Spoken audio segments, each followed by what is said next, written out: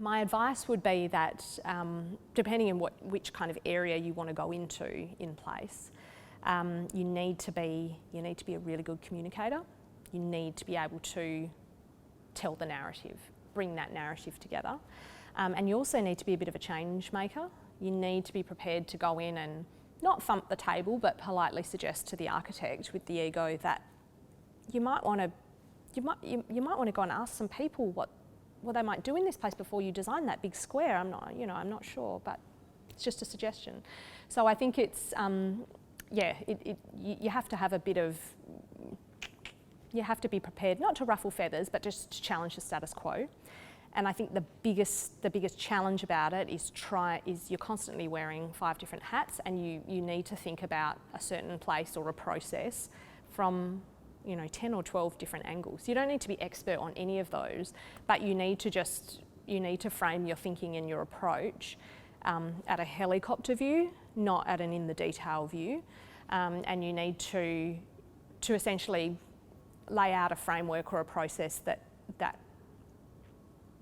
is a bit of a roadmap of how you're going to curate all the things you need. So sometimes our role in place is almost like project direction, and then sometimes it's about getting down into the detail.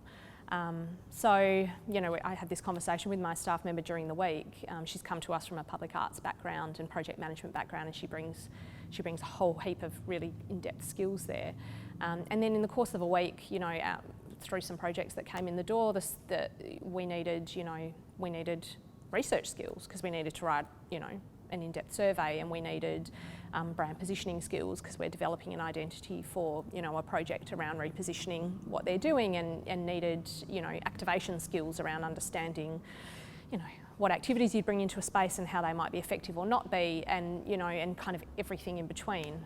So I think very long answer, but you can come to place from any perspective, really. And it does, I think be brave, and if you're not the architect and you're not the designer holding the pen and you're not the planning expert, you've still got an equal voice at the table.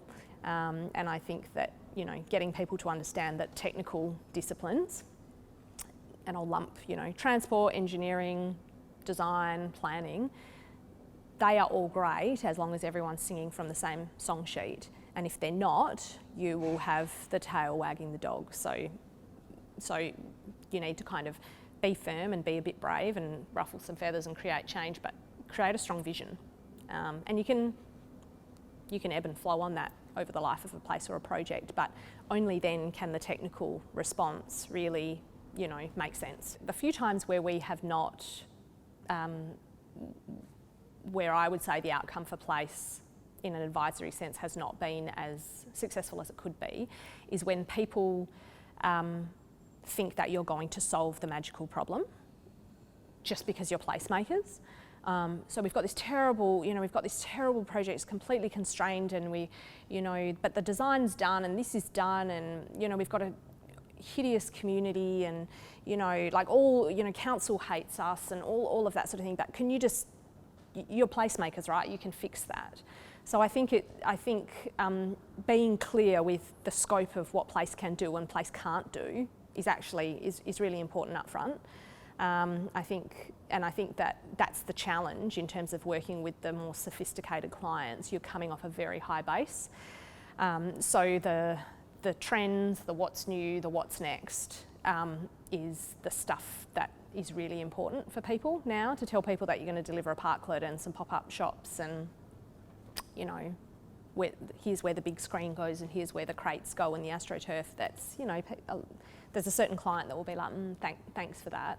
But I think that it's an expectation management up front around, well, what can place really deliver for you? And if there aren't enough levers to pull here through circumstance or design or whatever, then, we might not be able to help you. And I think that's a challenge as a consultant. That's a challenge as a consultant and as people who kind of want to, improve. But yeah, just, sometimes, place isn't the Band-Aid, I guess is what I'm saying. It's a time and learning and confidence building thing, but I think empathy and being able to read people. So that's the people that you're around the table with, co-creating a place is really important as well. And you build confidence over time. And I think obviously as you've worked on projects and as you can draw on experience, even if you haven't worked on them, if you can start to sort of deliver some fact-based conversations around, well, I'm suggesting this because over here, very similar to our context, this is what they did and this is why it was successful. I think that's always important. People always take notice of the lessons learned, of the projects you've worked on, or you've been involved in, or the things you've read about that you might not have even visited. I think that's important, and that comes back to that previous point around it going from a philosophical discipline to an evidence-based sort of discipline, if you know what I mean. And then just, making the mistakes along the way